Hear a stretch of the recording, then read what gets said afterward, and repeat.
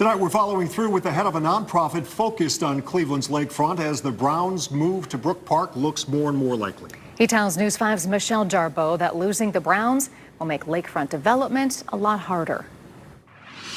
If the Browns leave this stadium for a new one in Brook Park, Cleveland still plans to build a land bridge to make it a lot easier to get here.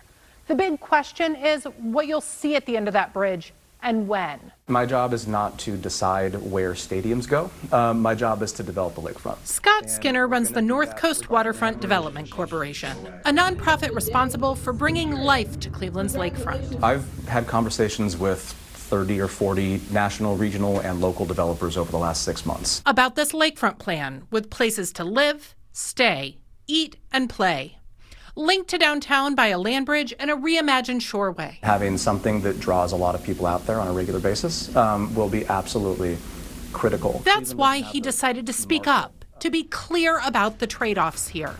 If the Browns leave for a new stadium district in Brook Park in 2029... There's a common saying in real estate, time kills deals, and we're talking about a long period of time. Delaying construction on private development until 2031 or later. If when you're staying there, there is going to be a stadium demolished behind you while you are living there, it is not necessarily a super appealing place to live, and developers know that. But if the Browns stay, renovating the city-owned stadium like this, that is something that people want to build next to. Scott says development could start as soon as next year.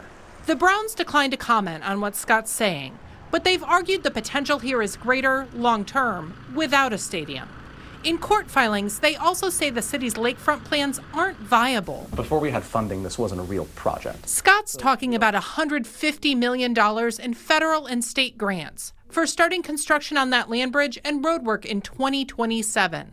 Projects Scott says are essential to finally changing this view. One of the big reasons that this site hasn't been developed, one of the many big reasons this site hasn't been developed over a very long time, is access. You can't really see it, and it's really hard to get to. But that infrastructure is just part of the playbook. Sounds like it'll make your job a lot easier if they stay. Selfishly, yes. We'll keep following through on every step in this story, whether it's in Columbus or here in Northeast Ohio. In Cleveland, Michelle Jarboe, News 5.